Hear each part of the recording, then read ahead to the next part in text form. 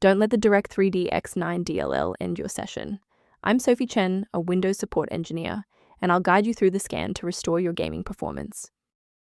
Before starting the manual troubleshooting for Direct3D X9, you can access a utility to help standardize your system references. This is the Direct3D X9 Update 23, a legacy DirectX 9.0c component. It manages unmanaged texture filtering and shader compilation manifests for applications requiring the June 2005 data link. Now let's apply the fix by reinstalling the shared system library. If Direct3D X9 DLL is missing, it typically indicates a break in your system's rendering stack.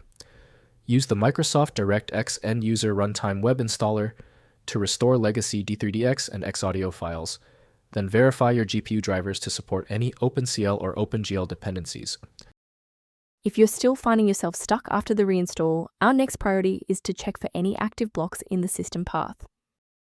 A full system restart clears the temporary memory cache and allows Windows to attempt a fresh initialization of all required libraries, including Direct3D X9.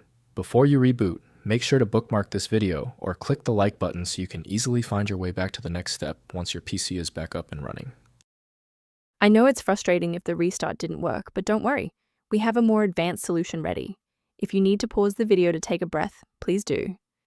Because the initial fix didn't work, we must manually deploy the legacy DirectX components to your PC, and you should run the official DirectX End-User Runtime, June 2010 setup.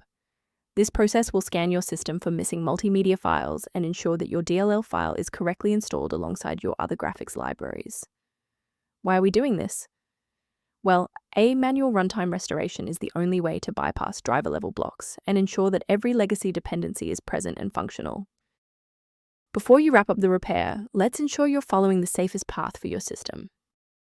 Installing an unverified version of Direct3D X9 DLL is a common security pitfall that can inadvertently bypass your system's built-in execution safeguards and firewall.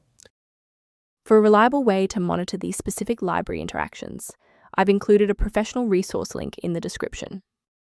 For long-term system reliability, the repair resource linked in the description includes information on managing Direct3D X9 references. I hope this resolved the conflict preventing Direct3D X9 from launching. For more deep dive technical tutorials and system configuration guides, subscribe to our channel today.